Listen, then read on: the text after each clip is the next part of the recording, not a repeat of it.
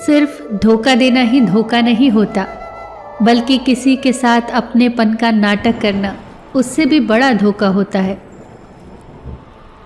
बिना सोचे दिया गया वचन और बिना देखे चलाया गया बाण हमेशा ही श्राप के रूप में लौटते हैं। अगर हानि हुई तो भविष्य में लाभ भी होगा, अगर छल हुआ तो आगे चलकर हिसाब भी होगा। हम उनसे तो लड़ सकते हैं जो खुलेआम दुश्मनी करते हैं, लेकिन उनका क्या करें जो मुस्कुरा के छल करते हैं। जिंदगी में प्यार और भरोसा कभी मत तोड़ना, क्योंकि फिर वैसा प्यार मिलेगा नहीं और भरोसा कोई करेगा नहीं। जो लोग अपनी जिंदगी में खुद से ज़्यादा दूसरों की फिक्र करते हैं, अक्सर उन्हीं की फिक्र करने वाला कोई नहीं होता। रोता वही है जिसने महसूस किया हो सच्चे रिश्ते को, वरना मतलब का रिश्ता रखने वालों की आंखों में न शर्म होती है न पानी। आजकल लोग समझते कम और समझाते ज़्यादा है, इसीलिए तो रिश्ते सुलझते कम और उलझते ज़्यादा है।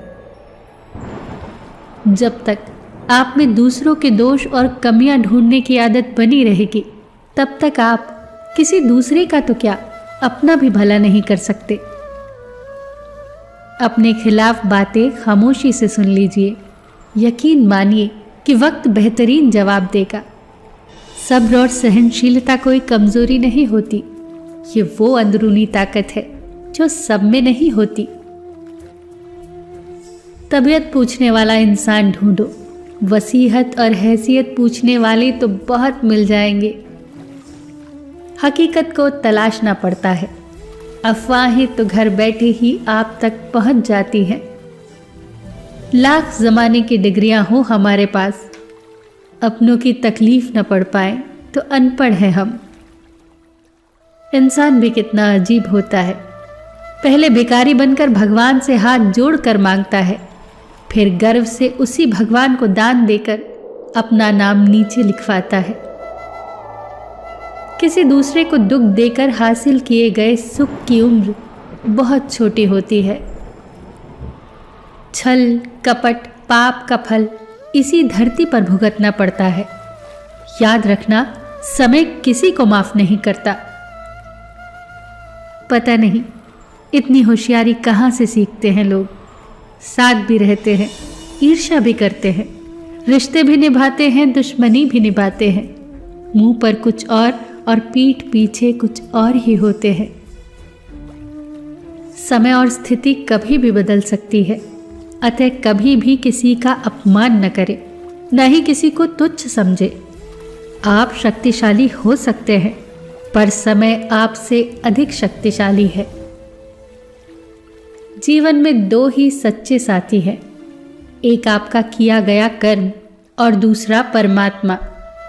शेष तो सब यही मिले हैं और यही बिछुड़ जाएंगे। जो अपना न हुआ उस पर कभी हक न जताना, और जो समझ न सके उसे कभी दुख न बताना। जब तक मन में खोट और दिल में पाप है, तब तक व्यर्थ सारे मंत्र और जाप हैं। अन्याय पर मौन रहने वाला सदा रोया है। धृतराष्ट्र के मौन ने भी 100 पुत्रों को खोया है। किसी की फितरत को बदल नहीं सकते आप। प्याज को अगर प्यार से भी काटो तो भी आंसू निकल ही आते हैं। जन्म होने पर बंटने वाली मिठाई से शुरू हुआ जिंदगी का खेल, श्राद्ध की खीर पर आकर ख़त्म हो जाता है। यही जीवन की मिठास है।